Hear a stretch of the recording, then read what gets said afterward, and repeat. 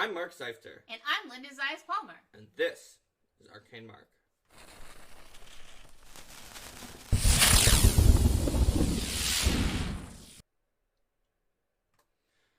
Welcome everyone to Mark's Adventures War for the Crown Part 1 in Pathfinder Second Edition. This is going to be about the campaign that I converted to Pathfinder Second Edition, starting with the playtest. My group actually managed to do a lot of it during the playtest period. We'd be done by now, but we switched and did Cradle of Night for the APG playtest. But, yeah. So, if you are playing War for the Crown, think you're going to play War for the Crown, or otherwise would not want to be spoiled by knowing all the things about War for the Crown, you should probably not watch this episode. Except the very finale of War for the Crown, and what happens after you go to a secret place that you find in Book 6. That we haven't done yet, so please don't talk about that part. Oh yeah, don't talk about that part on the chat, because Linda, as soon as this episode ends, and it will end, like, right at noon Pacific time this time, because we have a game scheduled done, we are going to play War for the Crown Part 6, which is getting towards the end of, it's about in the middle of Part 6 right now. So, yes, don't give up any spoilers about what happens after that dungeon in Part 6 if you know it. Because Lindo doesn't know and she's reading the chat. Yep. Alright, so past this point, I'm going to assume that everybody who's on here is okay with hearing some spoilers for War for the Crown. So, shall we start by introducing our intrepid heroes? Well, some people who like to listen to things even that have spoilers might not actually be people who played the adventure, but are just, they know they're not going to play the adventure, and they're just like, oh, what's going on in here? So, War for the Crown is an adventure path about sort of a shadow war of spies who are trying to set up Princess Eutropia on the crown of Taldor. Taldor is sort of a Byzantine Empire-style nation that's on the decline, with their Grand Prince Stavian, who is not the best, and Princess Eutropia is Stavian's daughter, who's known to be somewhat chaotic and has been angling for a while to be the heir, because there is no male heir, but Taldor practices agnatic succession, which means that women do not inherit, and that you don't inherit through your female relatives. So, that's basically what War for the Crown is about. Philip Benz has a question, which is, Mark, didn't you need to prepare NPC stat blocks in advance? Bestiary entries are great, but NPCs take a bit of work. So, the answer to that question is no. So, while many people have found that the Game Mastery Guide system for creating monsters and NPCs is relatively simple and it takes only a short period of time, it turns out that if you were one of, like, the two, like me, Logan and I wrote that Game Mastery Guide system, as you can see in the credits of the excerpt. If you're one of the two people who wrote it, that means that you can probably create them instantaneously. What you do is you pull up the charts, and then because you know automatically how to do it, so you'll just pull up the charts, pop up the number. I have a spreadsheet that has some of those. You enter the level, and it has all the charts for that, tables for that level in it, and I know how to make the adjustments so that I'm not just picking off the table. Yeah. And all I have to think of is what special abilities they have, which I just on the fly come up with something cool. Because you can automatically be like, okay, I know that if this thing has. That at this level, this thing should have this much resistance, and then that much resistance means this much effect on their hit points based on that thing. Their AC is lower, which means that they have slightly more hit points for that, and then they have this weakness, which means this. They should get more hit points. More hit points for the weakness, less hit points for the resistance. AC, okay, bam, bam, bam. Their hit points is this. Yep. And this is what's appropriate for how many and this type of thing. Like, it's not literally instant, but the amount of time that the PCs spend, like, deciding what they're going to do or rolling initiative is usually enough time to make those calculations. Let's see. People talking about Eutropia was dating some guy named Britain. He was really great, but they recently broke up. I don't get that. Brexit. Oh, I see. Yeah. Because it's Brexit was finalized yesterday. Utopia being Europe. Yes. Okay. Yes. All right. Yeah, I got you. I got you, Joe. I got you. That was a good one. I didn't get it because of, it's definite. I think Utopia is using the Greek because EU as a prefix in Greek is good. Mm-hmm. And then trope is that weather or something like that. So her name is Good Weather. I don't know. Anyway. I'm interested in them now. So let's see. Tropo. No, it's not. It's turn reaction or change. Good. So change. Her name means good change. Yes. There you go. That's much more reasonable. Yes. And also, really on the nose that her name means good change. Gee, I wonder if we should go with Princess Good Change. I don't know. Maybe we should ask Linny, the druid, who has a good friend named Friend in Russian and French. Yes. Drug Ami. But yes, I think Princess Good Change is probably a good choice for a change. So there you go. Philip had a follow-up here. An NPC could have relevant combat feats allowing special attack modes and so on. They could, but they usually don't have as many combat feats as a PC, so I just... that one requires a different skill set than being one of the two people who wrote the Game Mastery Guide, Monster Creation Rules. That requires being one of the people who wrote all of the classes so that you remember all of the combat feats that you might want to take. Yeah.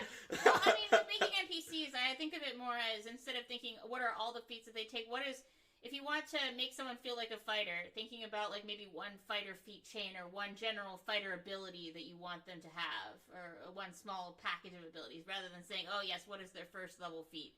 What is their level feat, whatever, what do they exactly take at these times? Say, okay, yeah, I want this, what is the concept? I want this to be a shield fighter. Okay, so I'm going to look at what those shield fighter feats are and give them abilities that are either exactly that or similar to that. Skipping ahead, there's a mook in the dungeon they're playing right now that is, it's not that mooky, it's only a few levels below the PCs, but there's a couple of them in different counters, and they are basically a slayer in the original. So I made them a ranger with the rogue archetype, essentially. But the NPC basically, as Linda saw when they fought them before, they've got hunt prey with the precision hunter's edge. And then they've got the reaction that is disrupt prey, and they've got some rogue multi-class for a d6 of sneak attack, extra damage. So that they can combine that d6 sneak attack... Oh, they have gang up from rogue multi-class. So that's basically most of what they have that has been relevant in the fight. So I just sort of picked that on the fly when I went through and looked, and I looked at those guys. It was before the session, but I'm like, I'll give them those, and then I knew that's what I wanted. But I'd say that Mark is not an example of this is not how you should do things. Of how you should do things. Mark is just the game designer of the actual game, knowing the game well enough to do it on the fly. I mean, I would say that's what I was getting at more when I was talking about selecting just those iconic features and not worrying about the rest. I mean, it's just you don't have to when you're going in and creating NPCs decide this spellcaster has to have exactly all of the spells that someone would have at that level if they were a PC, or this character, or how NPCs don't Frodo have to said have... that does sound like an exact conversion that Frodo had planned for a Slayer report. So yeah, or how NPCs don't have all the exact skills we were deciding, yes, they're trained proficiency in this thing and master proficiency in this thing, and I know exactly how many skills they are, and I'm going to calculate their things up. So it is certainly a lot faster to make NPCs in 2nd edition, I found, even though I have a lot more practice at 1st edition NPCs, because really it's, I think of it as, look at the number rules for the GMG, decide what they're going to be a bit better at and what they're going to be a bit worse at, or use those suggested templates for, yes, this is a melee striker, this uses these things high, these things low, that kind of thing. and then toss on a few thematic abilities. Either if they're a pre-existing bestiary monster, then those will already have cool thematic abilities. If you're building an NPC, toss on some ones that are based on the class. And if you're building a new monster, think about how that monster is going to stand out and fight. Like, do they have a reaction? What would that reaction be? What does their typical turn look like?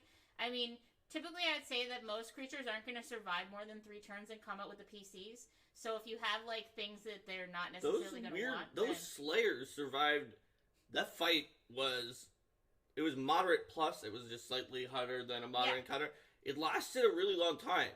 There was no point in time where the fight was in all dangers for my PCs. And they didn't even though they all studied, if they could, if Linda's character wasn't blocking one of the doors, they tried to study the cleric and all attack the cleric. Yeah. And they didn't even drop the cleric... but it took a really long time because of the fact that we have 7 players, which we'll get into, and 2 of the the more damage dealing people were missing, and all of the crowd control people were there. Yeah. And so it was like, okay, the boss is in a maze, and these people are tripped on the ground, not next to any, and shoved and then tripped, and these people are slowed, and this person is critically failed on the slow, and so... My poor Slayers, at least they were precision edge and not flurry edge after they got slowed. But well, Phil, we're talking about, I'm talking about my process, and Mark's talking about, talking about his. Linda's process is not making it up on the fly. I do not make it up on the fly. I make it up on the fly. So but I'm trying to give something that's a little more applicable for people who did not directly design the game. So yeah, and I feel like also with creatures, you want to have something that they can do so that they're not just doing a bunch of one action things over and over again. Something they can do on rounds when they have multiple actions, which they often will have, like a 2 action thing or even a 3 action thing. Making sure that everything they have is something that they would actually legitimately choose. Like, there's not much point in listing out a bunch of attacks in a stat block that they're never going to pick because they're not agile and less accurate and a bunch of other stuff than their other stuff. Yep. So Frodo says the glacier advances slowly but crushes all opposition. Party is sounding pretty cool. They are very effective. Mm-hmm. They've done some things that I guess these players are pretty good at optimizing characters, and they could do it in Pathfinder First Edition APs, especially if I didn't convert. They're the same ones who were playing Jade Regent for the most part. But I definitely, when in Pathfinder First Edition, was buffing the opposition for them. Oh, hi, Owen. Oh, hey, Owen. Owen says no matter how much he tries to prepare, he always ends up doing at least some of it on the fly, getting caught up in the moment. Yep. Yeah, that is definitely true. No plan survives contact with the players. Now that we know that this is all about a war for the crown where Princess Eutropia, which most people probably know already, let's talk about our 7 agents of Martella Lothide. So Martella Lothide in the adventure is the patron of the PCs. She works for Eutropia. She is a disaffected bastard daughter of the of Mercator Lothide, who was the Baron of one of the areas the Lothide family controls. They actually are a pretty powerful family with several branches that are all landholders. That becomes important in the AP. So our characters were as follows. Eurostas? Yeah, well, that's one of them. So just in terms of how the page orders them, which I don't see it's not alphabetical, it's just random. Our first character on our webpage is Carla Vinmark. So Carla Vinmark is from the Vinmark family. In the player's guide, there is a list of some of the highest noble families and a feat to be a member of those families, and I homebrewed basically a first level human ancestry feat for people who wanted to be in those families that was different depending on the family. So we have Carla Vinmark from the Vinmark family. That is the high noble family of Taldor that was started by one of the most famous founders of the Ulfen Guard. So Carla is an Ulfen, and it was a playtest. I let people rebuild a lot, so sometimes it's going to change, and I'll try to tell you when it changed when I remember. Mm-hmm. So Carla is a bard with champion multi-class, and is a champion of Falena, Imperial Lord of sort of rings, both the rings of like a combat ring and like rings on your hand, and that also means of like weddings and jewelers, in addition to duelists, and especially of women and women warriors. Mm-hmm. So Carla definitely evolved throughout the campaign. Sometimes Carla was full champion, sometimes Carla was full bard. I think Carla was never full champion. What was that? I think Carla changed from bard with champion multiclass to Imperial Sorcerer with champion multiclass, and then back to bard with champion multiclass. Also, the only thing that was consistent was that by the time there were really any fights, because you do an escape room at the beginning of this AP and get to level 2 with like basically 0 fights. By the time there were almost any fights, she had champion multiclass, and so people would always call her a redeemer because of the fact that she was. I mean, actually, she was a lawful good and was a paladin before she was a redeemer, because redeemers were not an option at first in the playtest. So that changed as well. Well, I mean, the character was also Carl in the beginning before the player realized that that he wanted to have this Felena connection, and then the character became Carla. Yep, so the character changed around a lot, too. That is definitely true. Let's see. Kemlock says reskinning is also a good thing you could do on the fly.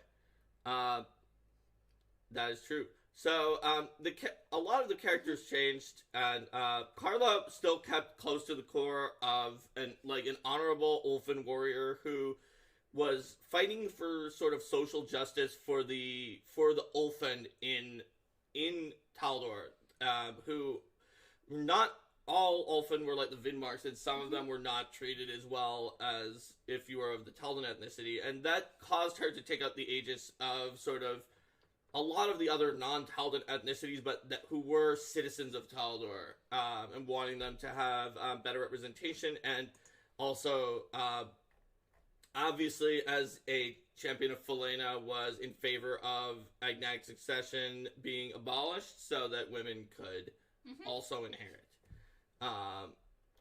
So that was our first character in this list. The second is Eustace Lothied.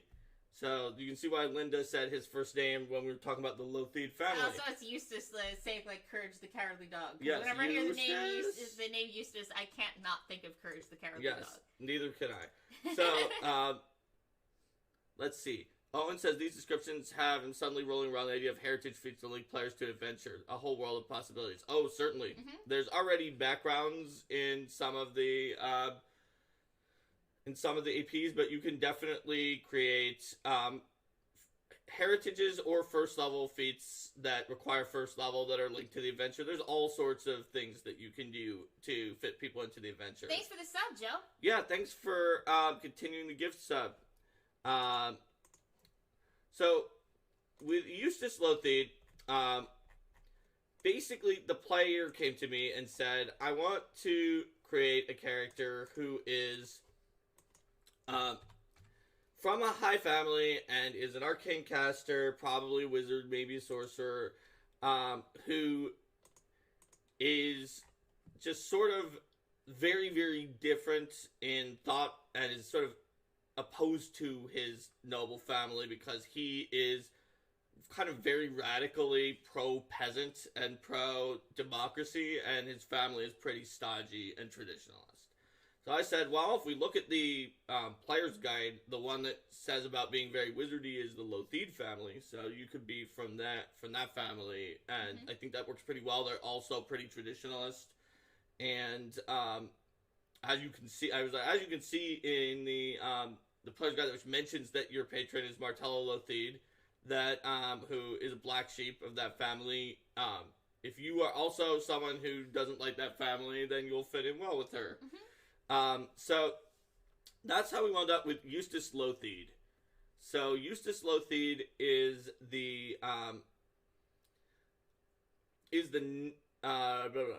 he's a cousin of some of the Martella, as well as Martella's half-brother Bartleby, who is the non-bastard son of the former Baron Mercator Lothied and is the current Baron.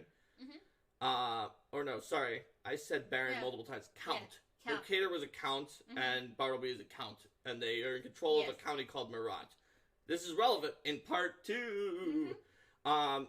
That means that they're all still a slight branch from the main line of the Lothieds, which is the duchy of it's not Lothied. It's a different duchy that is controlled by Hanavar Lothied the Sixth. Oh, there's a lot of nobles, Joe. This is the noble AP. So Eustace, being a cousin, he was very skilled as a wizard, and so a lot of the mainline people, and Bartleby, who is like kind of a curmudgeon but likes wizards, really liked young Eustace. And this was very, very amusing because there's a character named Titus Lothied Cassava, who his entire thing is that he's like, I'm a Lothied too, even though I'm a Lothied Cassava, and my family is sort of Cassava, but I'm going to call by Lothied Cassava, and I'm going to hang out and waste resources at the Lothied place, and I'm a cousin, sort of. And so and he's supposed to hate the PCs just in the adventure in part 2. And I just said to the player of Eustace, Titus has always hated you since you were younger for being a wizard that everyone liked better than him in the family, and so he bullied you as a child. And so that just fit in really well, and everyone loves hating Titus. And Elftro was playing one of the 2 NPCs who was around with Titus, I think Cyrus Cocklebur Esquire, the other one being Dame Hellbore. They're like the sort of Titus's posse. Yep. And so the idea was that basically Eustace was friends with commoners as a child, including one who was from Tiansha named T, who is one of the other PCs that I will sort of transition into. And there was this situation where a bunch of the commoners died that Eustace was friends with, and some of the other ones. And also, shortly thereafter, Eustace's parents died in a horrible accidental alchemical laboratory explosion. And so after that, Bartleby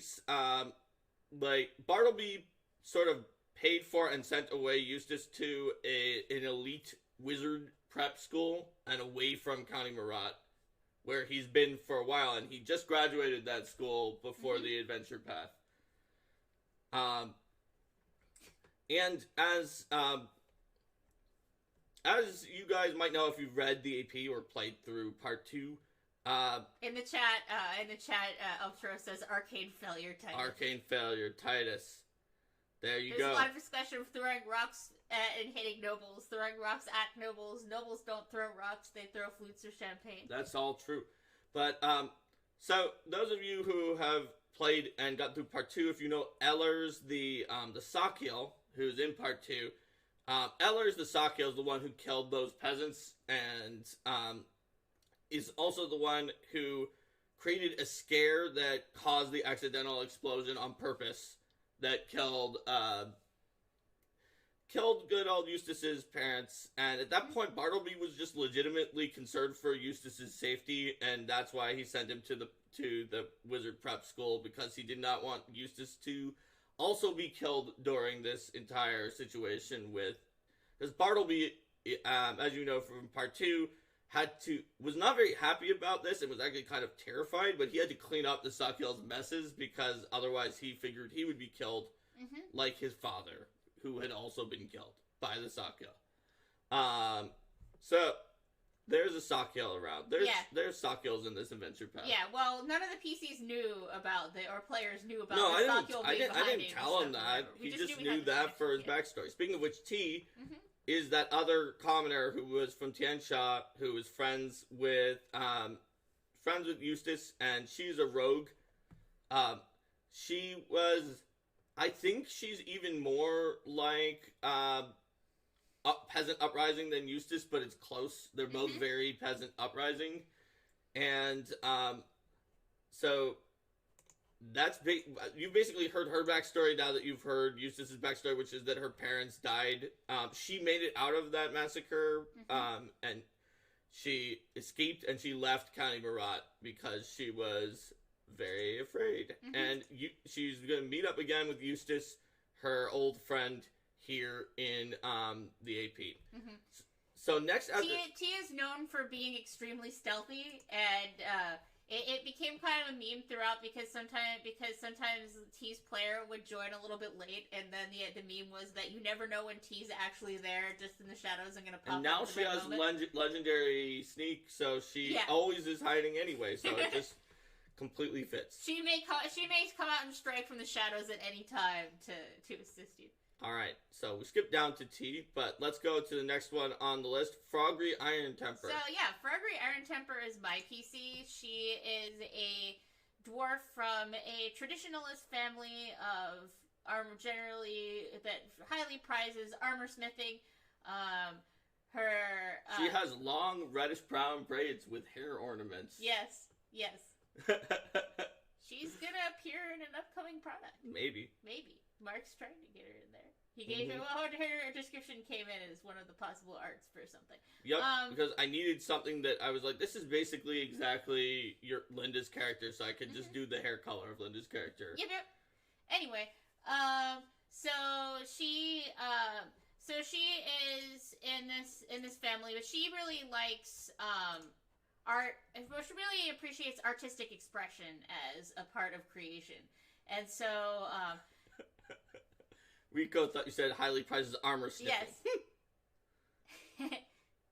So she, as opposed to her elder sister, who is a very traditionalist armor smith who works directly for Pytharius, which ends up being very relevant later in the adventure path. She works at, I can't remember the name, but that major smithing group that's the #1 smithing group in Zimar. And her elder sister, Gomader, is all about practicality. Yes. It's like, make armor that is the most defensive, make it quickly and cheaply so you can outfit an army. Yeah. And Frogry is like, oh, no, make armor that's beautiful and it's a work of art. It's practical, but it also has to be an individual work of art, because then if the armor represents you and you feel good and you look good in your armor, then you're going to be inspired to fight better, then it's going to be a true representation of yourself. Frogry tends to market her work more toward the nobility who can afford her higher prices. All right. So that's sort of Frogry. Yes.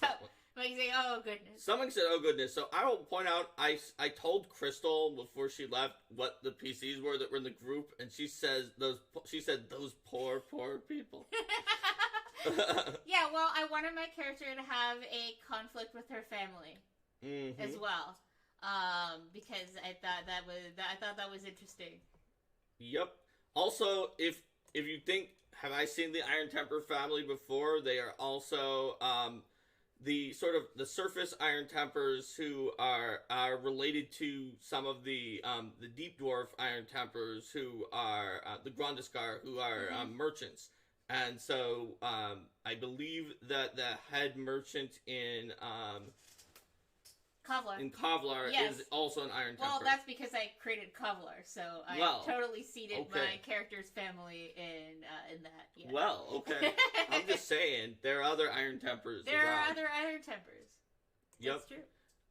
Okay, so then we have John. So, John is... John the Marksman. John the Marksman, although he rebuilt and is not an archer anymore. Yes. But he's John. He is an athlete. He's a star athlete. He's the guy who, even at first level, everyone expects to, like, shoot an arrow and then shoot another arrow that pierces the first arrow, like Robin Hood. And is just known for his feats of acrobatics and athleticism. What he's not quite known for as an athlete is that he's, like, a major stalker.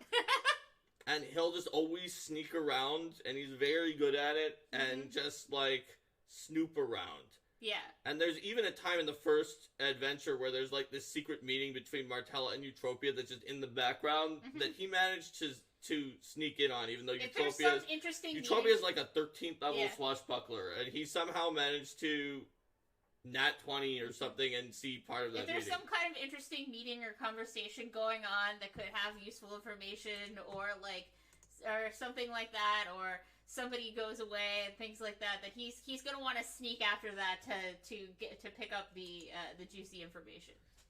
Yes, for sure. There were definitely clashes between John and other people later in the adventure when there was a political campaign and John just started using extremely negative smear tactics against the opponent that were highly effective and were really working. And then the candidate came to John and was like, please stop smearing my opponent so much. And John's like, fine. Yeah. You don't want my help? Then just do it yourself. And then we had this conversation where it was like, we can get into it when we get to that part. But I think that what he expected to happen in their next conversation was pretty funny there. Yep. Actually, let's skip and do Quingle. Yes. While there might still be people who, I guess, could be spoiled by anything from this adventure path. So, and we'll do Niv last. So, Quingle is, a gnome cleric of Desna. He's from the Verderon Forest area, I believe, originally, but he travels everywhere, and his gnomish obsession is Taldan history, and just everything about Taldor's really intriguing and incredibly long past. Like, Taldor's been around for so many thousands of years, it's highly unrealistic. Yes. But it also means it has probably some, and we don't know all of it because we only know what's in the books, but it must have, like, an encyclopedia of all of Taldor's history. Must be, like, hundreds and hundreds of volumes because of how ancient Taldor was, and the fact that it's still around and probably kept records of itself. And so, that was his gnomish obsession. Oh. Good question. What was the question? With all the nobles involved, do players use a lot of diplomacy? Have you ported verbal duels and influence rules to PFT? Good question. We're about to get to the first part of the AP, which uses influence. So, I haven't so much ported the influence rules as just used them flat out without changing them, other than to change the names of things to the correct skill and change the numbers, I guess, to the PF2 numbers. Because the influence rules, as written by Linda based on Thirsty's original influence rules from his adventure in Pathfinder Society, are pretty system neutral, assuming that you're playing a system that has skill checks. So, yeah, I didn't have to actually... I thought I was going to have to convert them, but I didn't. And I asked Linda how they worked without converting them, and she said better than the original because everyone's guaranteed that perception, which is like sense motive, so nobody can be left out. Yeah. Because they could do discovery checks. And but you did also do verbal duels. Yes. And I didn't so much port verbal duels. I mean, I kind of did. Because verbal duels in Pathfinder First Edition had to deal with the fact that Pathfinder First Edition was out of control when it came to skill modifiers by these rules that, like, created a new special modifier for the verbal duel so you could have a duel. In Second Edition... Edge is part of it. In Second Edition, you don't have to. You can just let people roll their skill checks because the skill math is not out of control. And therefore, it sort of was, you can strip down some of the extra rules and just be like, yeah, assign one of your skills to a tactic and then roll that skill.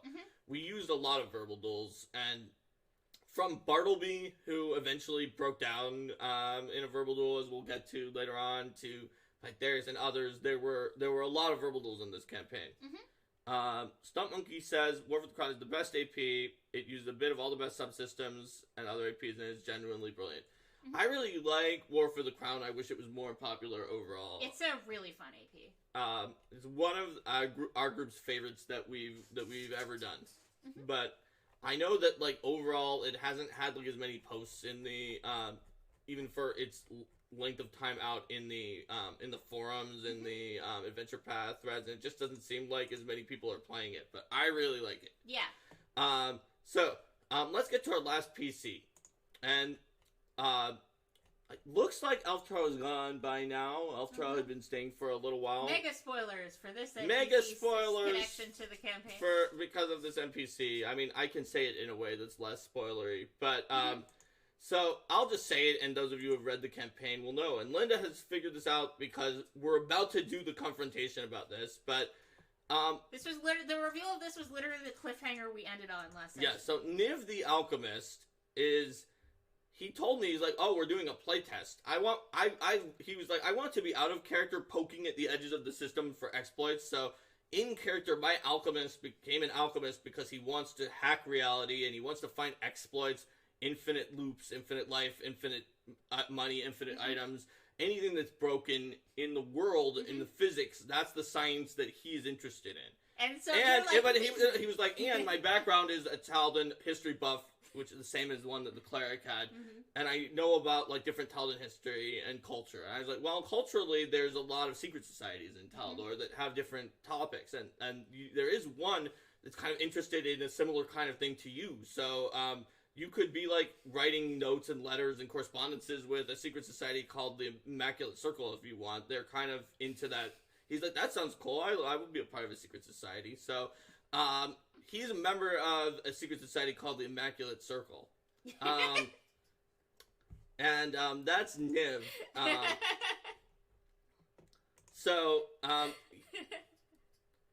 Stump Monkey says, oh boy, these setups. I didn't even, like, I mentioned the Lothians to the player wanting to play the wizard, Eustace, and he did play wizard, although, I'll note that, like, he threatened to change to an Imperial Sorcerer, like, almost every week. He kept saying sorcerers were better than wizards, for all of the playtests during which there was a giant thread of people online who thought that sorcerers were way worse than the wizards, and if you saw that thread in the playtest and there was one person who pointed out a lot of really interesting points about why the sorcerers were better, that was him. Because I told him, I was like, there's a thread, and everyone on there seems to be saying that sorcerer is worse than wizard, and then he went on there and started pointing out why he thought sorcerer was better than wizard. But he never actually changed to sorcerer. He stayed as wizard the whole time. So those are our 7 characters. You can see, if you know a lot about the adventure path, that there's some very interesting situations that are going to be caused by this, particularly Niv. Yes. But this is an example. We talked about what you can do in session 0. You can do that. Yes, you can. You can do that in session 0. Owen loved his playtest sorcerer paladin. So yeah, the bard champion / sorcerer champion is very, very effective in our group, for sure. And an Owen sorcerer champion was part of the team Linda was on that survived. Not really, because they only did some of the fights, but they did survive at least the very hardest fight at the end of part 5 of the playtest, the death. Yes. We're gonna kill you with demons test. That was fun. Yep. I remember that. So, and that was streamed on Twitch. It sure was. You can find Jason being perplexed, befuddled, and not very happy with the way that critical intimidation was able to succeed all the time on higher level creatures and made them run away. And now it doesn't make you run away. Alright. So, Philip Ben says, having all the players begin with strong links to various factions, families, and secret societies is a great tool. Oh, yes. Absolutely. And if you've read the adventure path, a lot of these come into play. I mean, except Quingle and John. But that's fine, because not everyone has to have a link, and they just weren't playing characters who had super links. So, let's start with the adventure. So, War of the Crown starts with being hired by Martella Lothide, the bastard daughter of Count Mercator Lothide, to go, and a major operative, the spy mistress of Eutropia, essentially, to go into the Grand Day of Exaltation Gala at the Senate and perform a series of tasks for Martella that she wants to get done. And in exchange, you get to go to the party for the rest of the time and perform your own agenda, which many PCs might be interested in going to the party. Now, Martella was very careful to make sure no one saw her interacting with Eustace because of the fact that Martella... Eutropia? No, Eustace. Eustace, yeah. Eustace. Yes. The PC. Yes. Because Martella is a black sheep and a bastard of her family, whereas Eustace is not out of favor, and it would be suspicious for him to be meeting with Martella. But he agrees with her about not liking the Lothides. But that's not something that's publicly known. So they had a meeting that was slightly more secret than the one that is. She was an agent of Eutropia. Nobody knew that yet. Yeah. But she was just saying, do these things for me. So it's a little more like that she's at a restaurant, but I made her just a little more paranoid. Every time that the PCs met with her, There's also one part in a later part where the adventure says both that they meet in the Palace of Birdsong and that they meet in Opara in two separate places, and I had this convoluted thing where the PCs had to go through several secret areas to get to her, and just to try to make it all work up. But Martella gives some tasks to the PCs, and what I did, but the adventure says definitely have everyone meet her together, and or if they do meet her separately, tell them all about each other and all of their tasks. I had her meet everyone separately, and she had pairs of agents who either were tasked with the same thing if it was a big task, or knew about each other's tasks and were supposed to work together if one task was complete, then help with the other one. And that's where she reunited T with Eustace as making them one of the pairs of agents. So the pairs of agents worked together, and for the beginning of the adventure, and then I had her bring the pairs together when it came to the Malphine Trent part, which we'll get to a little bit later on. Another thing I changed was that, like some people have also mentioned doing online, but I haven't necessarily seen a write-up of anyone do, and I did it on the fly, so I didn't generate a write-up. I took all of the extra NPCs in the back manner and made them possible to influence as well. And then I also let people influence NPCs who were in neither place but that were mentioned if they wanted to try to talk to them. Like, for instance, Senator Trent was someone who one of the PCs decided to talk to at some point, which was kind of funny. So, obviously, the ones who were very, very against Agnatic Succession being repealed were not going to actually change their vote, but it just gave more people to talk to. As you may have noted, we have 7 players, and all of them came to the first session, so I needed also there to be more things for them to do, so they just didn't do everything, and they still did everything. So, but we didn't do everything too quickly, so it felt like there was so much to do that it was good that we had 7 people, rather than, we have 7 people, we'll just automatically do this. That's right. So, the different little tasks for them to do are, there is the scandal, that is suggested for the Disgraced Noble, where you create a scandal around a major opponent. There's the politicking, where you are supposed to try to get Baron O'Cara to change his vote. There is the sabotage, where you are supposed to mess around with the wine that the Lothieds gave as a gift. And that's the one I had the alchemist do. And that one's funny too, because the alchemist was supposed to mess around with that wine, but Eustace the Lothied did not ever know that this was a mission, that he did that. Yep. There's the spy who is supposed to figure out what's going on with Pytharius by staying close to where Pytharius is.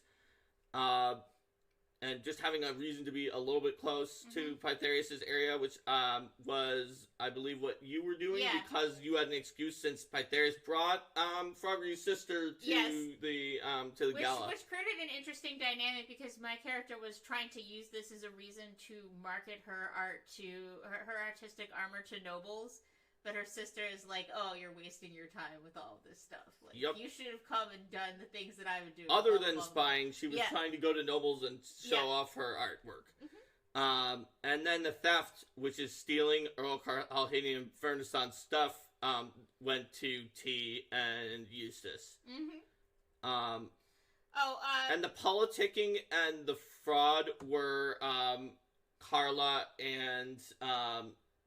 Carla, the would-be paladin who did not quite have that multi-class yet, did the politicking, and the fraud was on the gnome cleric of Desna. There was the discovery. No, the discovery was the gnome cleric of Desna. Yeah. The discovery, figuring out the true intentions of Abriel Pace, and the politicking were on those two. And the fraud and the stealing were on Eustace and T. Because they also created a fraud against Vernissant, based on the information they stole from Vernissant. Yes. There was a question, how do you keep track of influence values on a large number of NPC? Do you have a page listing NPCs with bases to track influence? Stump Monkey uses Google Sheets. Yeah, I just had a notepad file or a WordPad file that had the names of the NPCs and the influence on all of them. But because I knew that this was an influence that was just for this one section and that I didn't need it over the course of a campaign, when I had a lot of NPCs and was using my relationship system in Jade Regent, I had a giant Google Sheet. David Nielsen says, yeah, it was an Age of Adventure. Also spreadsheets. Yes. Alright, so, and the PCs got into, the Senate, and I had them meet not only Catan Zalar, but also, one of Linda's characters, who's a Lion Blade, who was also in favor of Eutropia, whose name was Lucia. Lucia, the somewhat retconned character of Linda's, who was a secret Saren Ray worshiper until it was retconned that you don't have to be secret.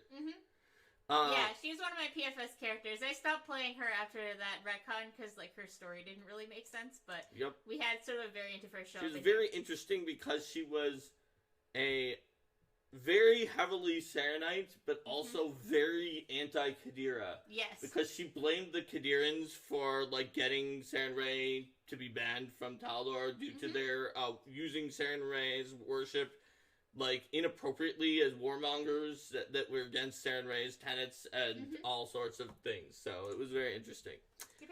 Anyway, she was one of the Lion Blades who helped get them to the front of the line, because the PCs saw how long the line was and were just like, oh my gosh, it's this long, and then they got pulled out for a random inspection, which they were at first trying to see if they could, like, avoid, but then they were very happy when they got just sent to the front of the line after the inspection.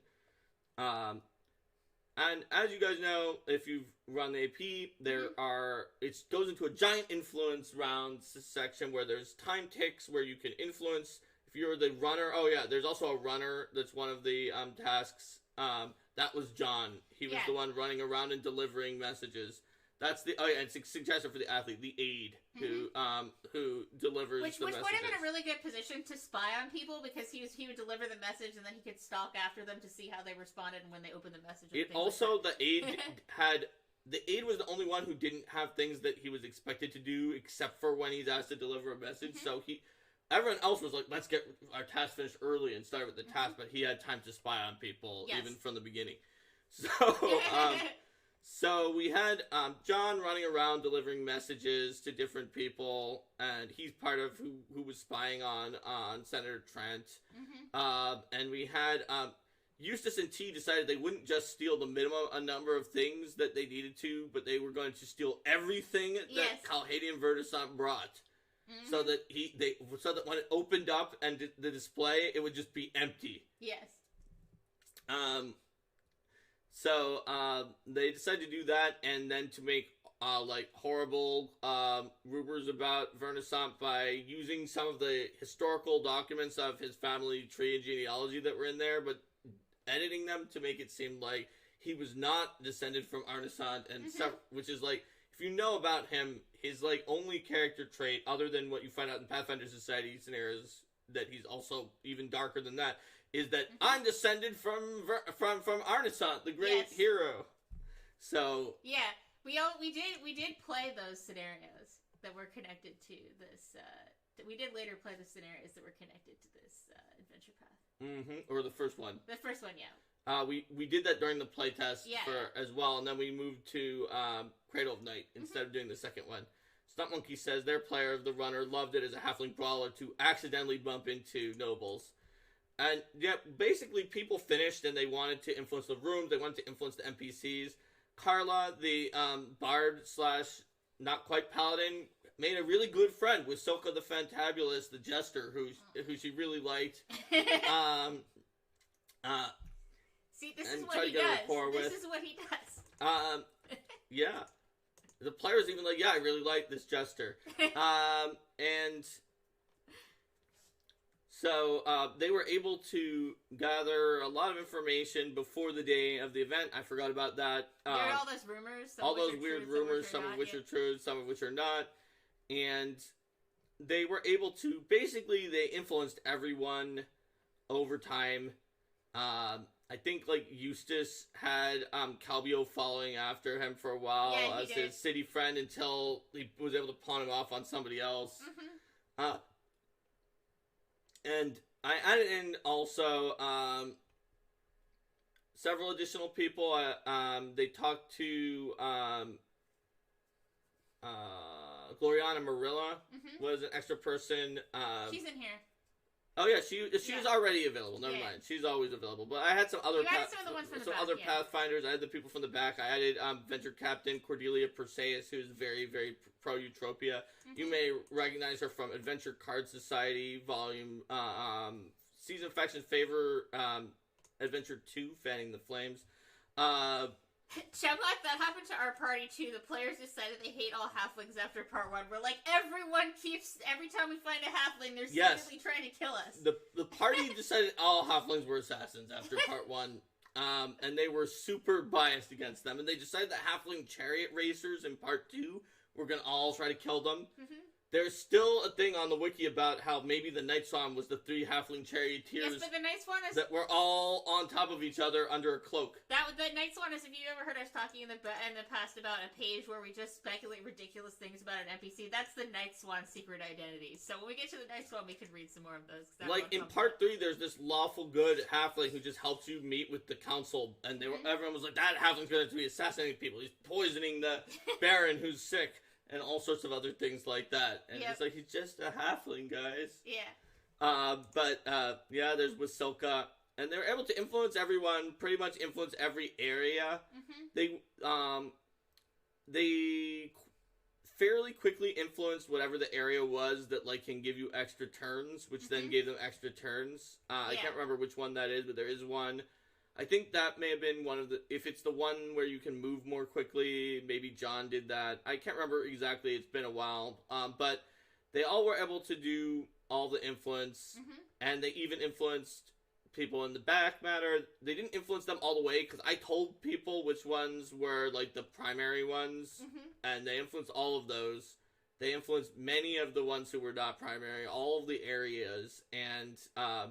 even tried to, Eustace tried to influence Senator Trent after John did that thing where he there's one of the missions for the runner involves delivering a letter, finding out about, what's going on with, what's his name? He later shows up in the Malphine Trent section. Senator Duo. Yeah. So, when John figured it out, he eventually tipped off, and it got back to Eustace, who decided he was going to go influence Senator Trent, but just from the side of like, not repealing magnetic succession, of being like, yes, Senator Trent, you know that the Lothides are always very traditional, and Eustace Lothide, like, he pretended, one of the things he wanted to do, he pretended to be, like, a very typical Lothide, even though he was actually very, like, chaotic and pro-peasant. And so he was buttering up Trent just in the sense of, I'm with you, and that we all hate this idea of repealing magnetic succession. And this caused some interesting situations later on. Because we all knew that he was going to be a lost cause to actually influence to our side, and then so he was easily able to do this kind of politicking without interfering with anything the other PCs were doing. Chemlock says that his players like Gregor the Halfling. And his players are suckers, though. He's trying to figure out how to use that against them. I see. So, eventually, though, we did reach the point... we reached the point where the bees were going to have a problem. And, so... Frogry was the only one who noticed the situation with the bees. And she didn't... She's a fighter. She's not terrible at social skills. But she didn't necessarily, like, conduct herself well when she tried to... tell people about the fact that there were bees there. She kind of just charged in. And so she like, failed really badly on, like, trying to talk to people, and so then she just charged in and, like, bum rushed the person before they could do the thing with the bees. And it was yelling, like, it's the bees! Yeah, it's the bees! It's the bees! Stop messing with the bees! So, she managed to save that, Eutropia's speech from, like, that serious problem with the bees. But, on the other hand, people were a little bit skeeved by her for the rest of the time. That's right. And that also made it a little harder to track Pytharius, I think, because Goldwater was specifically trying to distance herself from her crazy little sister. It's like, stop embarrassing me by making more of a fool of yourself than you already do. Mm-hmm. It's the bees! So then after... And then she's like, some of us actually care about paying attention to what's going on and trying to help people. Yep. After that, Martella got the group together to try to deal with this duo problem that she'd been hearing about, and it turned out that Eustace knew a little bit more than they expected in the AP because he had been cozying up to Senator Trent. And they went to the Beldam in the second waiting room where there's the situation in the adventure is that Dame Malphine Trent and her sort of posse of sycophants, who are literally called sycophant in their stat block, are bullying up Senator Duo and trying to make sure it's sometimes D-O-U and sometimes D-U-O, but duo, do or do not, there is no just duo. call him Duo, that's what we call him. So Senator Duo, to make sure that his vote stays or becomes against the repeal. And so as the PCs were about to go in to sort of deal with the situation, like, this is on the upper floor where Wasilka is performing for children.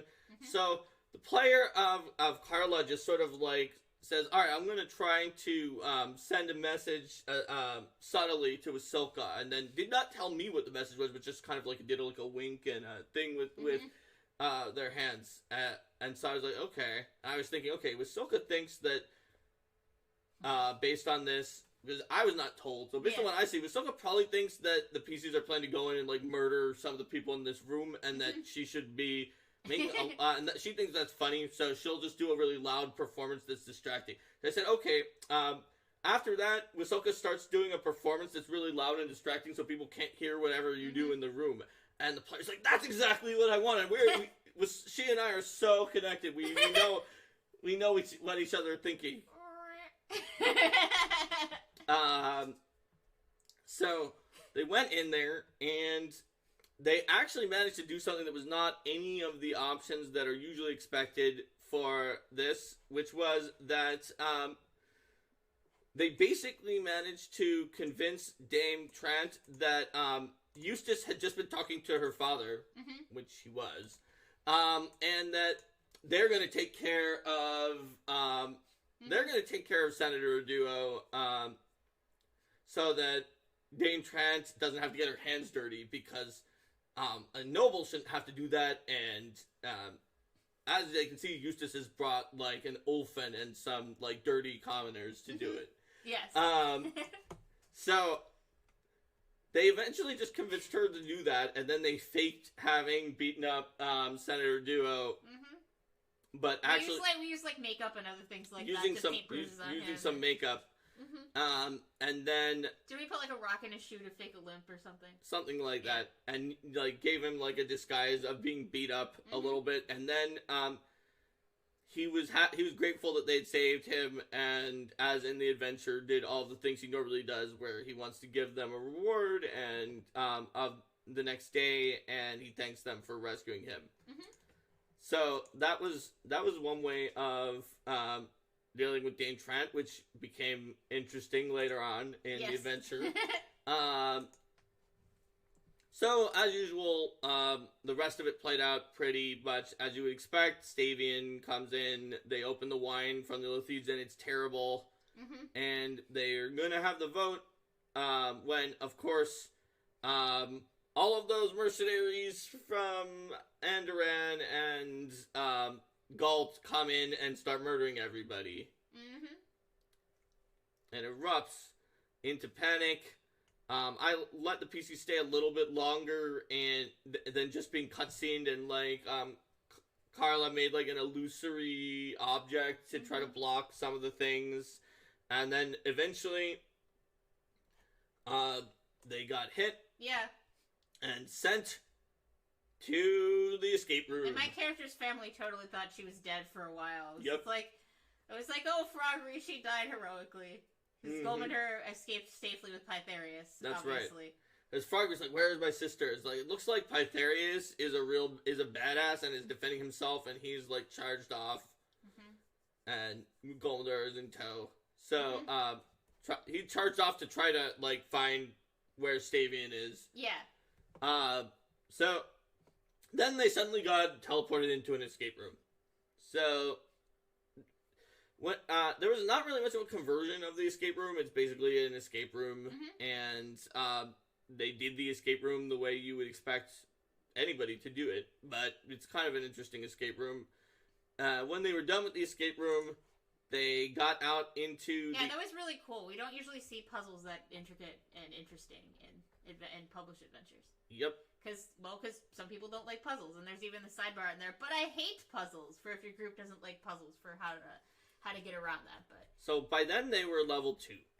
That's why before there were like actually any fights, Carla was actually a champion or a paladin at that point because we're playing the playtest.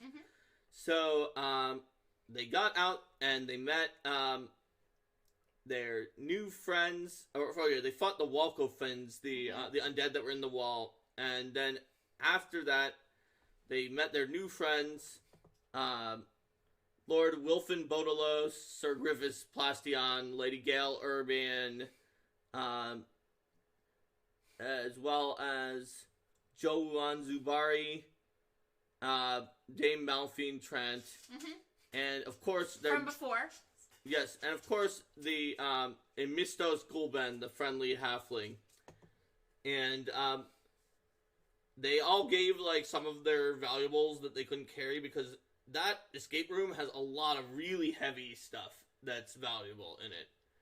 Like some of those like crafting kits and stuff. So they all gave a bunch of heavy valuables to Emistos. He's like, "I'll carry it for you." Yes.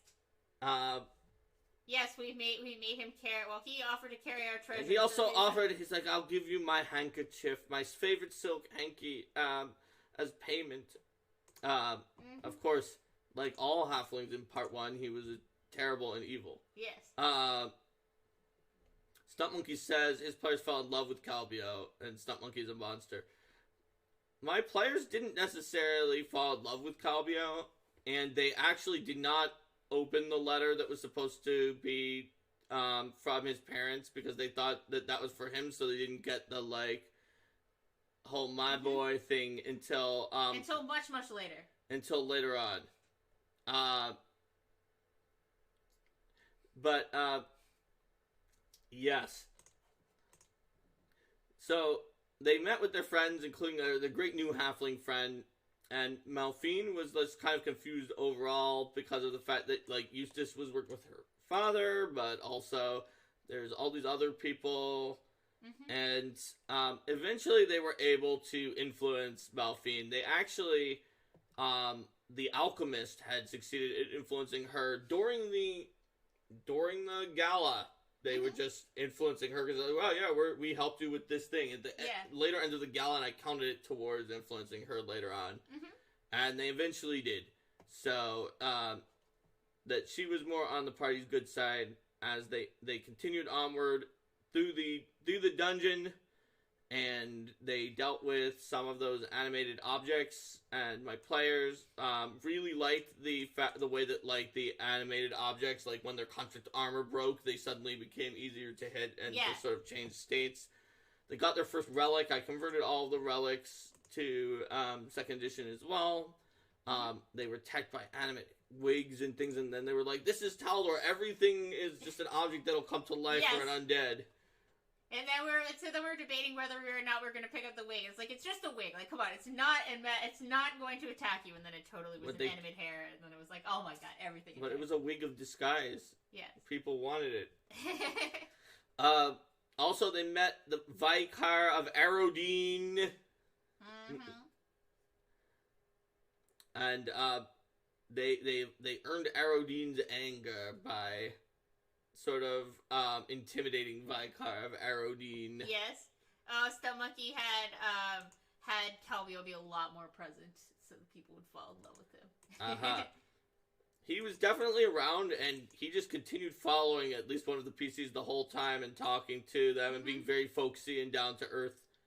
But my PCs were very mission oriented, so they did like him, but they didn't fall in love with him quite so much. Eltros says that Eltros' character loves Coriana's weapon. Oh, Eltros still here. I hope that it's okay that we talked about Niv's character. Yeah, Coriana's blade is cool, and Carla has that in our group, and it has a lot of defensive powers and some extra stuff that I put into it. Oh yeah, they like the Gishvits, the little books that follow people around. And they were funny. We had them go along with us for a little while. Withdrawing an item from the Inevitable. And they did a deal with the Kobold Alchemist to get some stuff.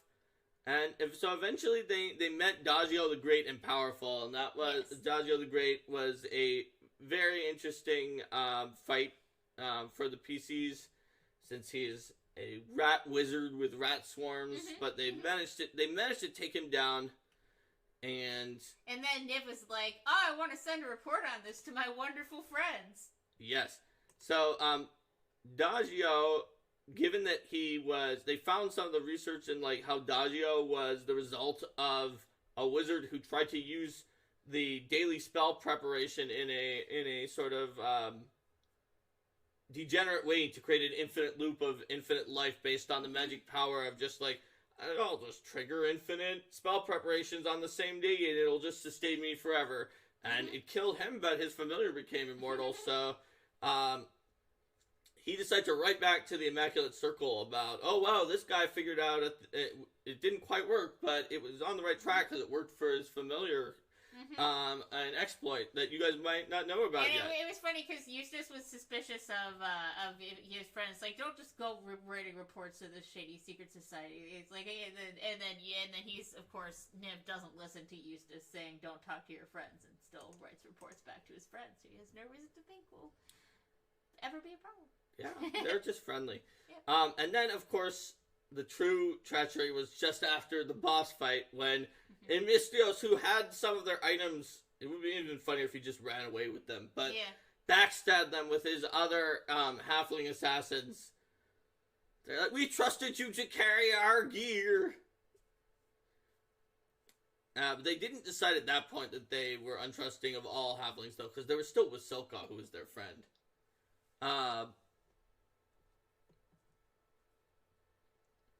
Also, on the letter that was sent, I decided to not say the fantabulous killer of the Brotherhood of Silence, because I thought that she would not use the same name, as that her murderer name would not be the fantabulous killer if her jester name was Silka the Fantabulous. Yes. In general, things that are just like either way too obvious or just don't make sense, because it's like, we talked about this in foreshadowing episode. If you were watching, of like, you need to bludgeon groups with certain information, I just take it out. So, because our group does not need to be bludgeoned. Yes. So they still also, and I was okay with them having no idea that Wasilka was going to be the BBG of part 1 at this point, because then it could be even more of a knife twist. Yes. When it was Wasilka. And so they managed to escape. They met up with, they found out that Martella was gone, and they met up with, Joe asked, there weren't any swarms of tiny halflings, were there? After Star Monkey says, there were not any halflings. Dagio, my players are all PFS players come to learn that swarms are awful. There were rat swarms. Yes. There were rat swarms. So they met up with Lady Marilla, and, who sent in some of her Pathfinders to help them in the warehouse. And as it says there, they go in and they do a hit and run, and they take down some of the enemies to make it a little easier for the group. And the group, even though it's actually really hard at the level that they were at to, which was 3 at this point, to open up a DC 30 lock, decided they were going to go in through the DC 30 locks by using the knock spell and some other shenanigans. So They came in from the side and completely blindsided the main room and just sort of took everything down in the main room in a giant fight, going with sneaking through and hiding behind boxes, taking cover, and all sorts of shenanigans. And then they went in and they found the fair-minded Efarni, the very friendly gnome who they saved and who made them some tea that gave them alchemical benefits. Never drink pro-offered tea. I actually ever. put helpful alchemical benefits into the tea also, in addition to the poison, but Eustace refused it. He was very impolite.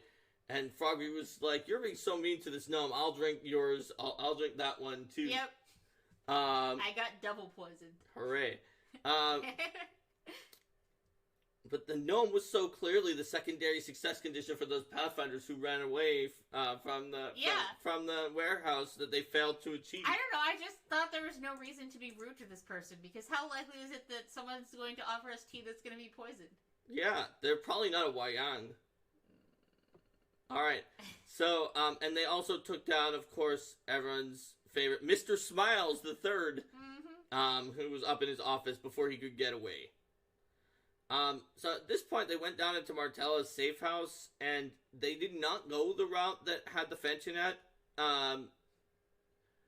They went the other direction, and pretty much straight to Martella and Wasilka from the beginning. Just, they took that branch, and that's the way they went. And I just continually had these, fairly outclassed killers because they didn't have time to team up and get information because they killed Mr. Smiles. They didn't get away. Trying to retreat and give more information to people, but my PCs used the action economy to block them off and take them down before they could do that.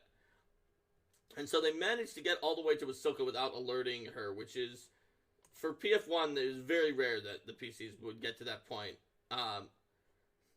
Yeah, Rico says, "Don't be rude, drink the tea." It's a gnome, not a halfling. Come on. And they made it to the interrogation room, and that's where they found that Martella was being tortured by Wasilka the Fantabulous. And Wasilka thought it was the PCs, and was like, "What? Martella Stooges are you guys? And Carla? Oh, I thought we could be friends, but I guess I've got to kill you." Ah, well, sometimes it's fun to kill your friends. And we're like, "You're pretty screwed up." Except we used harsher language. And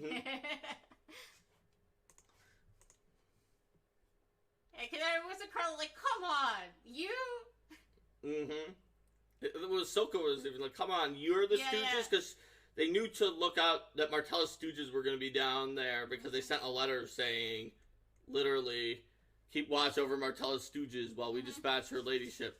Yep. But in the AP, it's possible Wasilka knows who the Stooges are based on that, but I decided she didn't know who the Stooges were, and she just found out at the same time that the PCs were Martella's Stooges. So, yeah, I think, didn't Carla make, like, a little bit of it, like, can we redeem her? She wasn't a redeemer yet. Yeah. Mark Lynn, power up. Actual Jake Ellie. Thanks, Propaganda. There you go. So, they managed to kill Wasilka and, defeat the rest of the Brotherhood of Silence and save Martella, thus ending the very first adventure of War for the Crown. Yes. And that's where they meet Eutropia and of course, most important character, Taldogus, with Martella together, which John already knew that they were together from the Senate, where he had spied on their meeting before the vote against agnatic succession.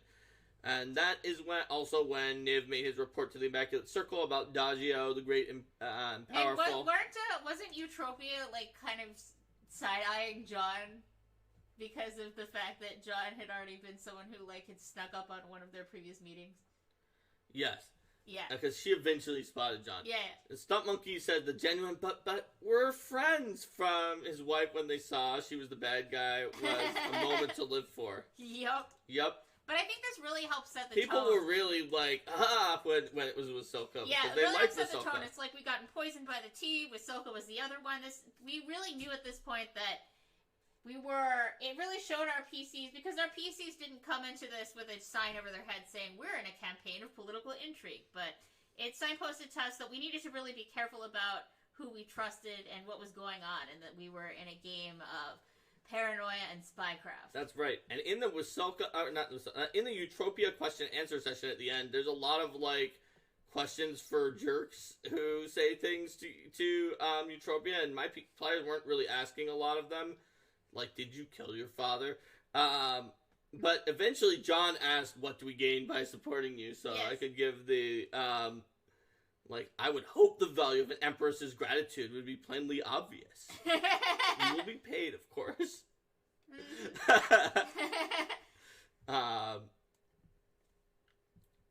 As John revealed himself to definitely be the most mercenary of the PCs. Even if John, while being mercenary, was still someone that maybe was a little more trustworthy than T and Eustace, who definitely could be swayed off of Utopia's cause if they thought there was something better for the common people, because it was still replacing an emperor with an empress who was admittedly much, much more progressive. Someone, he had two gnomes in the party who, when they saw, the moment they saw Taldonis, were like, where do they sign? Well, that shows that they are very easily swayable, because it's very easy for someone who's good or evil to have a dog. Yes. Now you know in your next campaign with this group, if you want them to sign on with an evil NPC who's disguised as their patron, just give them a dog. Knowing your players. Yeah, there you go. The power that can be used for good or evil. So, they signed up, and that was pretty much the end of part 1. But let's move into part 2, because when we call this part 1 of Mark's War for the Crown, we have to get through more than one part per, or we'll have 6 episodes. What if the NPC has a warg? If the NPC has a warg, then they're probably evil. So part 2 is where we not only were dealing with the influence and verbal duel systems, but that's where we're also dealing with the persona system. Parties. So it was helpful that not only did I have the author of Verbal Duels for Pathfinder First Edition, me, and the author of Influence for Pathfinder First Edition, Linda, but also the author of Persona for Pathfinder First Edition, Linda, in my party. Yes. It turned out that some of the things that were in Linda's initial turnover worked better for Second Edition than the final system, so I also had that. So when I combined all of those things together, it was not too hard to convert the Persona system into Second Edition. It mostly kept what was in there the same. I switched around some of which skills apply, because some of the skills changed around, and I wanted to balance the Persona facets. Then I switched around what determined your starting rank, and I switched around some of the... So the DCs for operations are based on like the number of people you send, so it doesn't... They are system... As long as you have a system to roll a d20 and add a thing, that's system neutral, but sometimes operations were able to like replace skill checks, so if you want to make them replace skill checks, you might have to futz with them a little bit. I just mostly kept the operation DCs around what they were, because it was still just add a number up to 10 or however many agents you can add. So, well, I mean, it's because this operations had to deal with the same thing that Verbal Duels did, which is vastly variant bonuses, which give you no baseline to grapple with. Yep. So, in order to, like, what's going to be fair for one group is so different from what's going to be fair for another group, or one PC versus another in a party. Plus, then the idea that operations isn't just you literally doing the thing, it's also often your allies doing something. And so it's more about who you've recruited than it is about what you personally can do, because you're the PC off doing these adventures. You can't do all these things. You can't be in 10 places at once. Also, I put up Persona benefits for a rank in Persona based on when someone reached it the first time, so that it was like a secret. It was like, oh wow, you've unlocked this new benefit. And so we've got the characters with all different Persona. Like Frogry is Genius 10, Heroism 10. Min, Max. Well, I don't know what I'll put up next, because those are the two parts. Those are what she wants to be known for. Whereas Carla is Charm 10, Subterfuge 9, Heroism 7. And, let's see, Eustace is Genius 10, Subterfuge 10, Sagacity 3, Charm 4. One thing you did when people were doing Subterfuge is they all had, everybody had like an alternative identity that they were using. Not everyone, well, most of them. Almost all of them had some eventually kind of did. Identity they gained them about midway through part 2, and we haven't gotten there yet. Yeah. Where like Eustace was Fox, and T was Raven, and Carla was the Scarlet Tanager. Yes, the Scarlet Tanager. Well, it's because we had the Night Swan, and that it was like everybody has a bird-themed name, pretty much. Mm-hmm. That's right. So, then we had all 3 of those sort of vigilante identities that people made, and then they did things like meet with the Beggarwood people in there, and the adventure even assumes that you meet with certain people in disguise, and so they eventually met with the, we'll get to this, but met with the Night Swan, where they were, Fox and Raven were plotting with the Night Swan to assassinate Eustace Lothide, even though Fox was Eustace Lothide. Also, if you know the identity of the Night Swan, the identity of the Night Swan is like one of the only things that Linda does not know. There's a way to find that? What? Oh, yeah. Okay. Like, you're probably supposed to know it by now. Oh, okay, then don't tell me who the Night Swan is. They never figured out who the Night Swan was, even though they have all sorts of theories about who the Night Swan is. So if you know, don't say who it is. So, basically, if you're not super into this part yet, and you're just watching this to learn about the story of War for the Crown, what happens next after meeting up and signing up with Eutropia at the end of the Party Gone Wrong and Dungeon Crawl is that all of the PCs get sent out to County Marat, ancestral home of Eustace and the other Lothides, because of the fact that this county is... it was Rexlix who was the Night Swan. So, this county is an area that technically belonged to the Stavians, but it was just doing worse and worse and worse over time. Oh my gosh, Stop Monkey's players framed the Night Swan for their murder of Gull. Gull Gazern. Yeah. Needless to say, she's not an ally. Yep.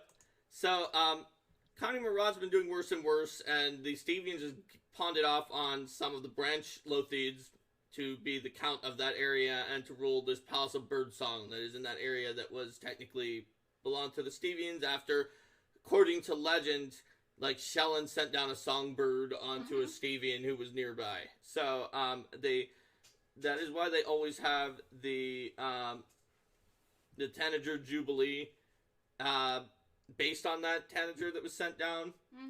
And, in any case... And we all learned the word Tanager, because I think everyone knew about what a Tanager was at that time. Rico is the Night Swan.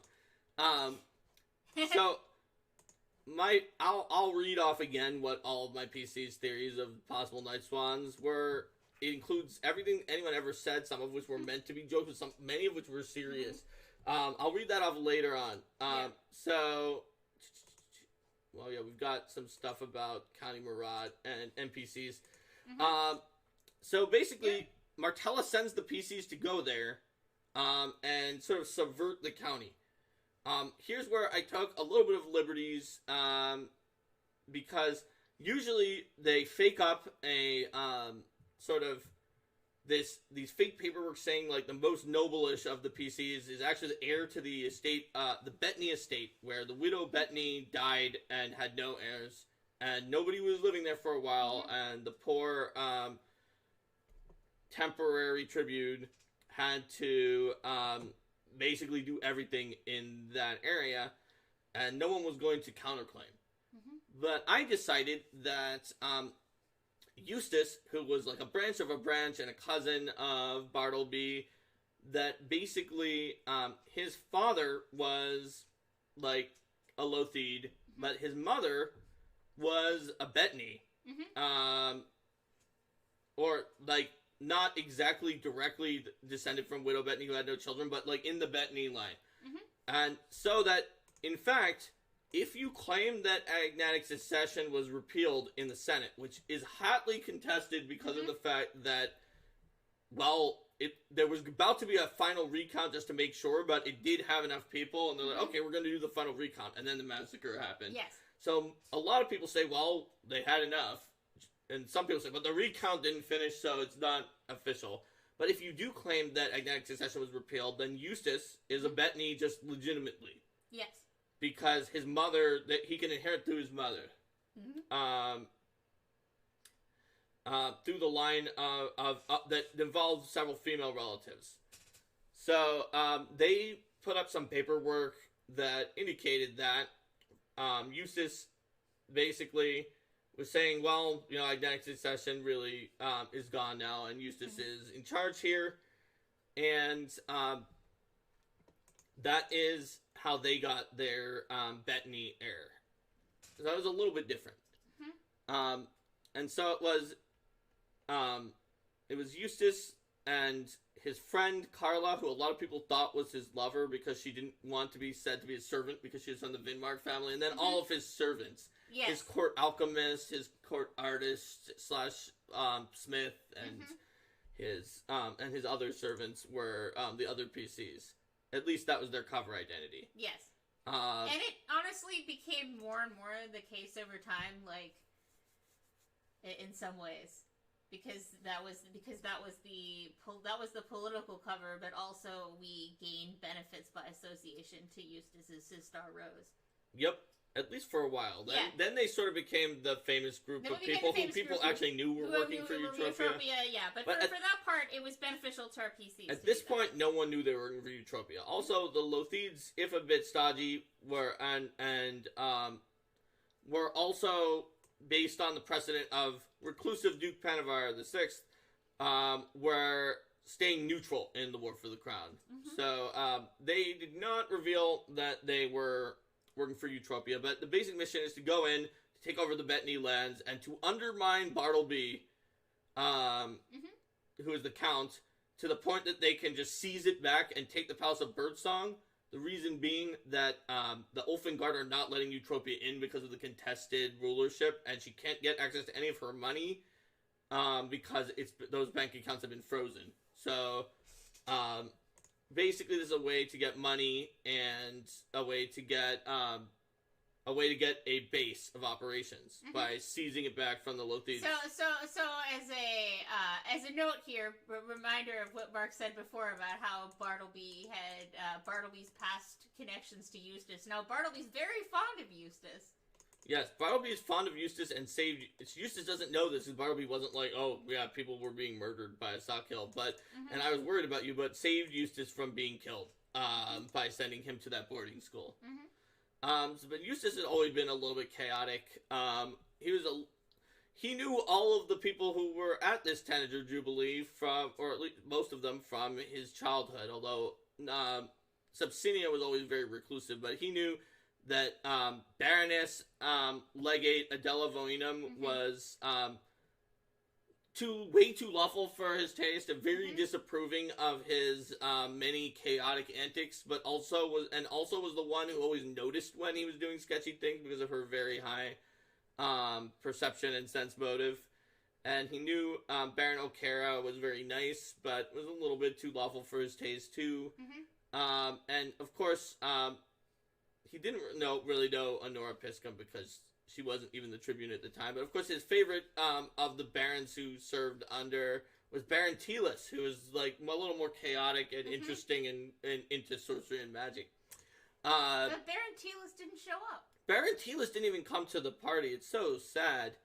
I'm sure nothing went wrong with Baron Telis. So they all came in with Eustace as the Bettany heir, and Bartleby greeted them. He was very happy that like a Lothide turned out to be the Bettany heir, so he wasn't going to contest the agnatic succession thing. He's like, now the Lothides we can expand our influence in this area, and I'm sure you'll do a great job. So they were going through the Tanager Jubilee and as an influence situation, and I added a lot of characters to the Tanager Jubilee.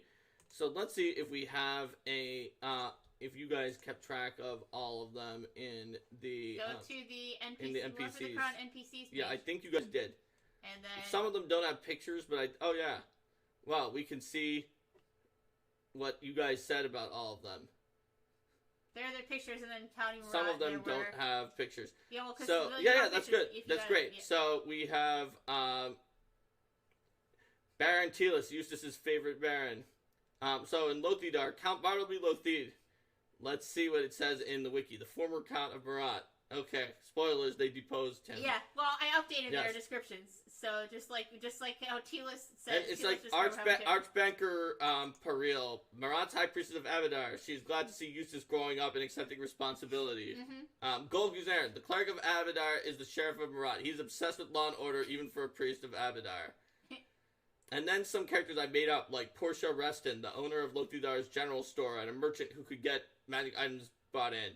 Lady Lucretia Marthain, let's see what Linda said here. A mild-mannered noblewoman with a tragic recent past. After bandits murdered her family, she moved to Lothidar. She likes fashion, antiques, jewelry, and romance novels, and dislikes lawlessness. She has a frail physical constitution.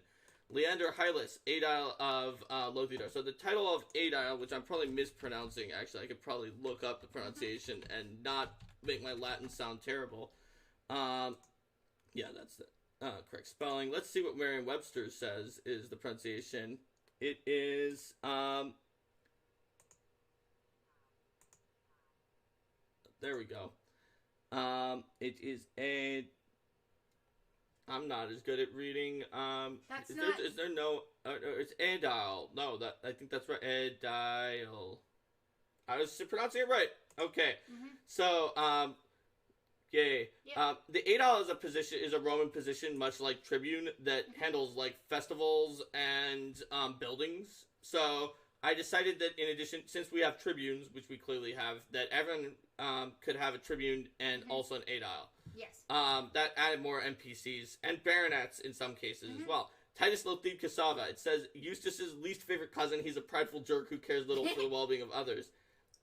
Dame Carad Helbor, one of Titus's toadies. Cyrus Cucklebur Esquire, the other of Titus's toadies. These were all descriptions I wrote up of the NPCs based on what seemed to be the most important things to remember. Here are all the descriptions, as written by Linda. Dame Parthena Crab, the Dame of Moot. She loves gossip, truco, and asking anyone with a pulse to marry her daughter. Sepsinia, Dame Crab's daughter, withdrawn and depressed. Baron O'Cara, the Baron of Pensaris and Eustace's second favorite Baron. He has a reputation for being quite lawful, also treating the people in his barony well, a good father to his young daughter, Sally. Baronet Sabina, the Baronet of Pensaris, likes hunting. Aedile Theodora, an accomplished bard, and the Aedile of Pensaris. Stachys has Honora Piscum, who is the temporary tribune because her husband was the tribune and got killed. I had her as being the Aedile, so she has to do both of those things. Beleaguered Tribune of Stachys, who until recently was, she was the honorary tribune, but technically you don't need to have a tribune. Yeah, so we made her the Aedile. We became the Aedile. You don't need to have a tribune if you actually have a lord, because the tribune is who takes care of an area that does not have their lord in there. Duchess Folletto. Duchess Folletto enjoys partying and flirting, much to the embarrassment of her great-nephew, Count Bartleby. She is married to the much older Duke Pennevar VI. Yep. Lucinia Mag, and I'm popular. We'll get to Lucinia and Festo, Winkin, Blinkin, and Nod.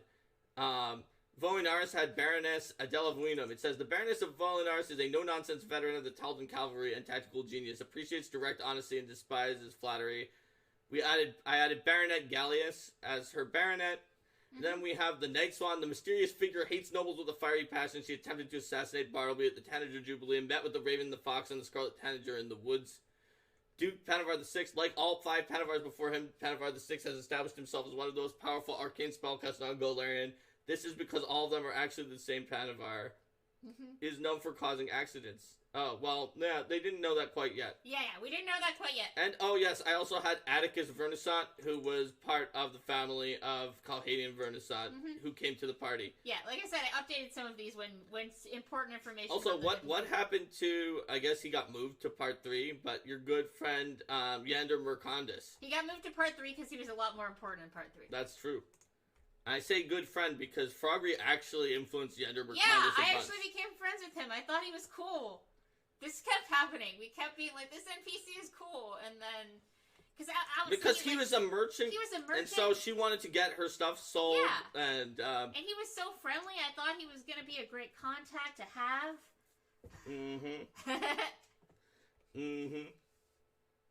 We We should have learned not to trust any NPC that showed up in that campaign. Yep.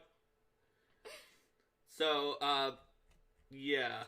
I mean, a lot of them are trustworthy, though. A lot of them are. It's more memorable when they aren't. So the PCs just really had a lot of fun at the Tanager Jubilee, and we definitely have multiple sessions there. Yep. There were a bunch of sessions at the Tanager Jubilee, but they arrived. They met up with the Purple Finch, who was there, is sort of the jester who guided them, because each group had their own jester. They participated in the jousting tournament, where, if I recall correctly, was it that Carla managed to defeat Titus, but then O'Kara won it all? Yeah, I think that's what happened. Something like that. Because the important thing was that Titus lost, but O'Kara was definitely going to win. Yeah, and so the PCs got second place in the joust. Meanwhile, they played against Dame Crab in Truco. And I changed the rules of Truco so that you could do things where you used an intelligence check first to try to set up a good shot, and then you could take the best shot that you found, but they were harder and harder. Mm-hmm. It wasn't just an intelligence check, but it was intelligence based. Yeah. It was Truco lore. Yes. Which is relevant because of the fact that that our good friend Dame Crab had Truco lore, but also Eustace could roll Truco lore with just his int. Philip asked if players had trouble keeping track of who was who among the Mountain and Noble families and NPCs. The page that Mark was reading off of was the page that I used for that. For our group, I was the tracker for our group, so I typed out the names and what was the main facts that we knew about them, and we also had he also sent the art, so we also had all of the art for all those NPCs on our wiki too. So be like, oh yeah, this person. Yes, let's put it this way. It seems like it, but when you have an influence subsystem and you're spending the time, and they're they hear the list, they pick who they're going to influence. PCs come to know the ones they pick to influence, and I that they didn't spent give huge time numbers with. of details in all of them, because that would have required me to be paying more attention to making notes than actually playing the session and what my character was doing. But whenever they had really important facts that we definitely... So then we had important facts that I thought that our group would definitely want to remember in the future about these NPCs, or times when we came back to them or things like that. That's when they have more detail, like Panavar. People were able to remember Dame Parthena because of trying to get her daughter married off was very, very memorable. Yeah, and, so that's why I had the note, tries to get anyone with a pulse to marry her daughter. O'Kara, they knew from part 1 because they had to convince him about agnatic succession, so that was good. And I tried to give them all very strong, personalities, like Voenum loving wine, and Linda, you didn't plug it in again. I got it. It is always plugged in, but the thing is that this plug is loose. Fair enough. So whenever I'm trying to steer this away from you so that you can be in the shot, then it's likely to jostle at some point. So just having people interact with the NPCs helps them remember who they are, and even some of the ones who are not the major NPCs like that. There was a lot of information about Lady Lucretia Marthain, and I think a lot of my players know who she is now, even though she's just this random person who was at the party who John decided to dance with at one point, and then everyone decided to influence her. Yeah. And John called her, Dump Con Girl. Yes. Because the player of John also considered, even in Pathfinder First Edition, Constitution to be the most important ability score in the game. Yes. And so another fun thing was that the way that people were interacting. So yeah, we used our wiki for I was showing that we used our wiki for that, so it was just always up, and people could pull up the NPCs page, and would have the NPCs throughout, any ones that had art, and also their names spelled correctly, because I talked to Mark about how do I actually spell that. Usually after the session, I'd go in and get the correct spellings of things, and then just write it as it sounded, so I wasn't bogging down the session with that, and then pull that stuff in. And Eustace won enough Truco to impress Dame Crab, but not winning all of them to make her mad that he won them all, which was good. And additionally, there were just a lot of interesting back and forth during the influence system. For example, Eustace was influencing Bartleby with Arcana. I actually had Bartleby start higher because of Eustace being related to him. But eventually... But Eustace was doing other things like playing Truco, and Niv was going to influence Bartleby too. He had really high Arcana. So he was Niv had a really good idea because he had done all of his notes on Dagio and in the loops and stuff like that, and he had some really secretive weird stuff from his Immaculate Circle connections. Mm-hmm. And so he wanted to talk about that. He thought Bartleby would be very interested. He kept rolling natural ones. Mm-hmm. So I was like, Bartleby just seems like skeeved out and like by you. And after the second time he rolled a natural one in a row, the Bartleby's like, ooh. And he sort of backs away politely. Mm-hmm. And then I had a scene where he pulled Eustace to the wine cellar to go select wine with him. And when he was sure nobody else was around, he's like, listen, what do you know about this alchemist who's with you? And Eustace is like, oh, well, I don't know. And Bartleby's like, you can't trust him. Keep your eye out. He might be an assassin that, or spy that's being sent after you. I can't tell you anything else about him. Mm-hmm. But I have strong suspicions. So did Bartleby, was that the moment when Bartleby figured out that, that Niv was in the Immaculate Circle? Yes. Because he kept saying, like, Immaculate Circle stuff to try to get on Bartleby's good side, and he just legitimately rolled 2 natural ones. And he, Bartleby figured that, like, there's no reason that someone from the Immaculate Circle would be in Eustace's group if he wasn't, like, literally placed there as a spy. Yes. Yes, that's correct, Linda. Linda didn't know why that happened. It was from a fun thing with natural ones. I thought it was a fun thing with natural ones to make it's like, oh yeah, it doesn't trust one of our PCs because he kept rolling natural ones, and so he thinks he's some part of some suspicious thing. Oh, that's funny. Yep. And in the Night Swan attack, Eustace was the one who jumped in front using his divination. He's a diviner. He jumped in front, noticed and jumped in front of Bartleby and got poisoned. Mm-hmm. And so they saved Eustace from the poison from the old Night Swan. And then after that, they had the Feast of the Victor, during which Titus chastised the Jester for not providing with washing facilities or clean clothes. And the PCs had their own counterattack that they did that made them lose one success with Bartleby and gain an automatic success with Voinum and Honora Piston. Well, we weren't going to let Titus get away with. Also, Linda calls Titus because of Final Fantasy X, so you'll hear that during this episode just as now.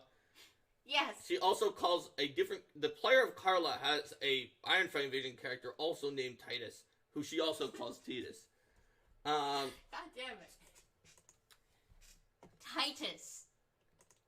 Just don't take a part of, like, Lavinia or something in Titus Andronicus and then call him Titus while you're in the play. Then there was the Great Halfling Dog Charioteers, which all the PCs were like, those halflings are probably assassins. Mm-hmm. They really thought they were assassins. And they weren't assassins, I think. The PCs managed to lose badly with their charioteer by virtue of the fact that all that they did was just screw up Titus's charioteer, and then Titus started screwing up their charioteer, and it became like this sort of race to the bottom, and then somebody else's charioteer won. Yes. And I had, it says they're based off of Talda Emperors, so I found in the back matter of the books the different emperors and explained all of them, like, oh, this is Beldam, and this is what he's like, so that they could picture each of the charioteers. Yeah. So, that was fun. Then there was the Dancing in Cards. That's when Valetto came, and Valetto decided that she really liked Carla, and, also thought of Carla, given that Valetto, other than being a Trump lawyer, that she was, like, sort of which we didn't know at the time. Yes, she is herself, like, a rogue spy type person, who may have had multiple identities and was very charismatic, that she kind of saw the way that Carla had a different identity as, like, the Scarlet Tanager and some of these things as a kindred spirit. And that happened during the Dancing with Cards.